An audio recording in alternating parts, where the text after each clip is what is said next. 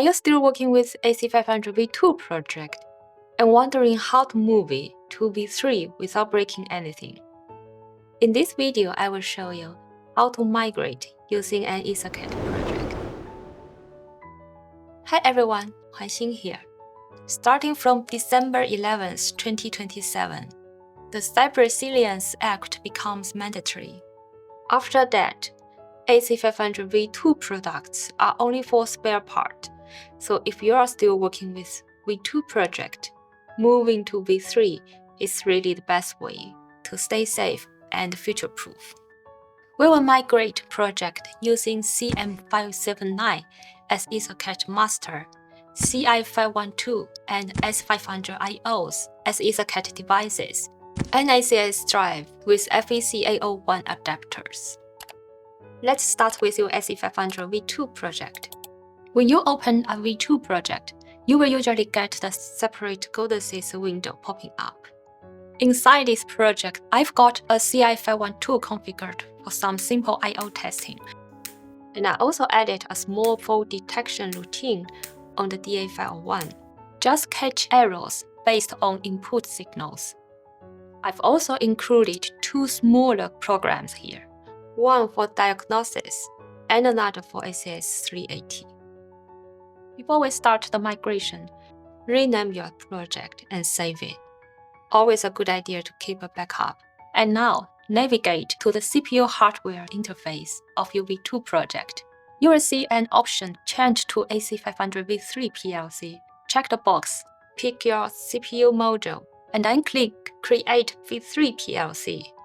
The system will generate a new V3 project parallel to your original V2 one. But we are not done yet. There are still a few things we need to fix manually. Head over to PLC setting. Under the bus cycle operation, make sure the bus cycle task is assigned to a valid task. And now let's do a bit of cleanup. Let's delete any unused object. You will also notice that library handling in V3 is a bit different. We now have a library manager directly in both the device and POU trees. Go ahead and delete any libraries that show up as not resolved to ensure a smooth build. At this point, your CI512 mapping and the DI501 fault logic should already be carried out automatically. But if you check the diagnostics, you will probably see a bunch of red wavy lines. The reason is that the V3 library have changed, and some function blocks are no longer exactly the same. So instead of fixing the old function blocks, it's actually better to remove them and insert the new ones from the V3 library.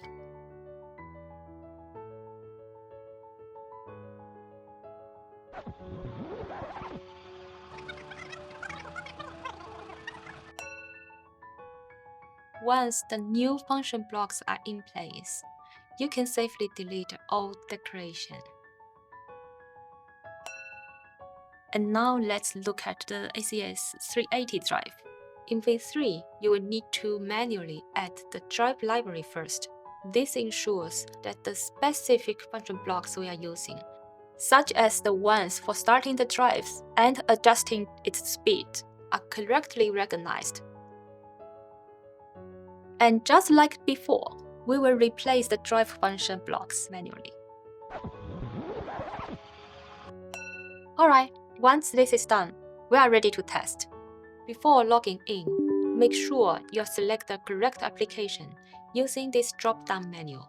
That's where you can switch between the V2 and V3 logic. Let's take the ACS380 as an example.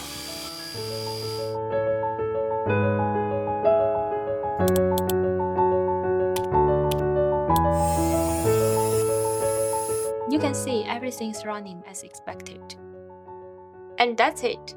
Your project is now V3 ready. More power, more features. Give it a try, and I will see you in the next one.